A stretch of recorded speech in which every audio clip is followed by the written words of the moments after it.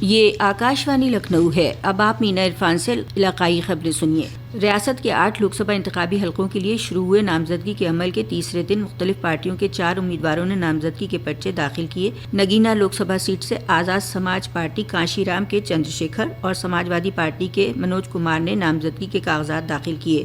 مراد آباد لوک سبھا سیٹ کے لیے socialist unity centre of India communist کے ہر کشور سنگھ اور پیلی بھیت لوک سبھا سیٹ کے لیے راشٹریہ سماج دل آر سے سنجے کمار بھارتی نے نامزدگی کے پرچے داخل کیے۔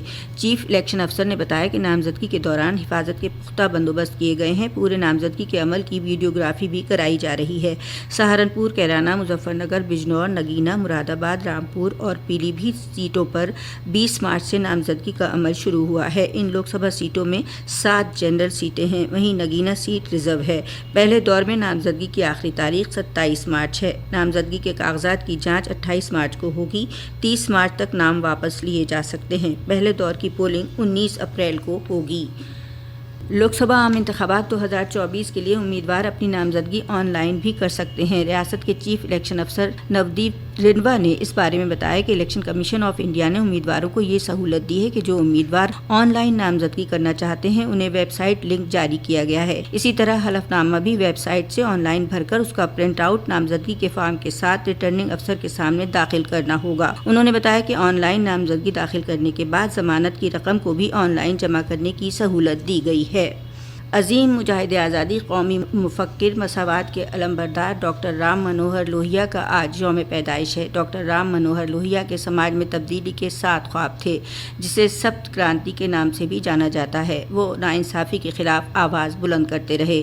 یہ 7 مدعے ان کے لیے مساوات کی مثال تھے۔ آج ان کے یوم پیدائش پر ملک انہیں بڑے احترام کے ساتھ خراج عقیدت پیش کر رہا ہے۔ وزیر اعظم نے ڈاکٹر رام منوہر لوہیا کے یوم پیدائش پر ٹویٹ کرتے ہوئے کہا کہ ڈاکٹر رام منوہر لوہیا جی کو ان کے یوم پیدائش پر عقیدت کے ساتھ خراج عقیدت۔ جدوجہد آزادی میں سرگرم کردار ادا کرنے کے بعد وہ آزاد ہندوستان کی سیاست کے بھی ایک مضبوط ستون بنے۔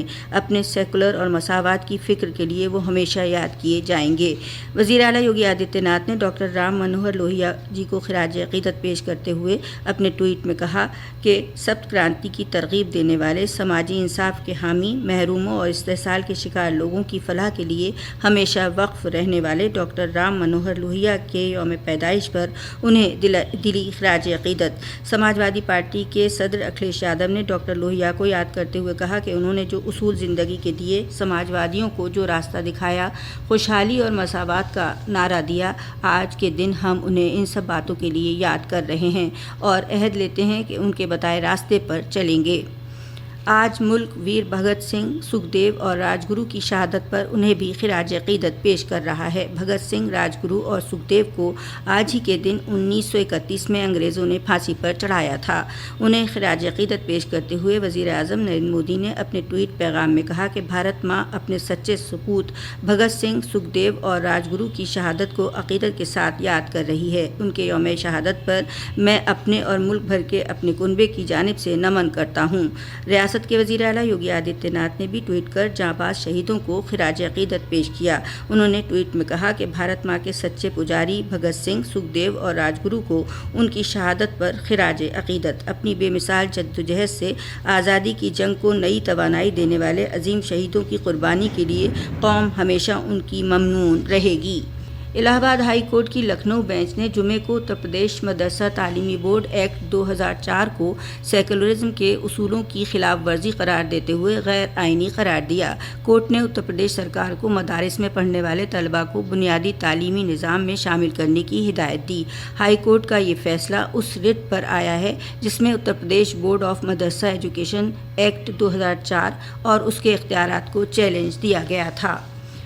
ایس ٹی ایف کی میرٹھ یونٹ نے پولیس بھرتی امتحان کے پیپر لیک معاملے میں ہریانہ کے گروگرام ریسارٹ مالک ستیش دھنکڑ کو گرفتار کیا ہے۔ ستیش دھنکڑ کے ریسارٹ میں 16 فروری کو پیپر لیک کرایا گیا تھا اور 1000 امیدواروں کو بلا کر ایک ساتھ پیپر پڑھوایا گیا تھا۔ اسی کے ساتھ آکاشوانی لکھنؤ سے علاقائی خبروں کا بلیٹن اب ختم ہوا۔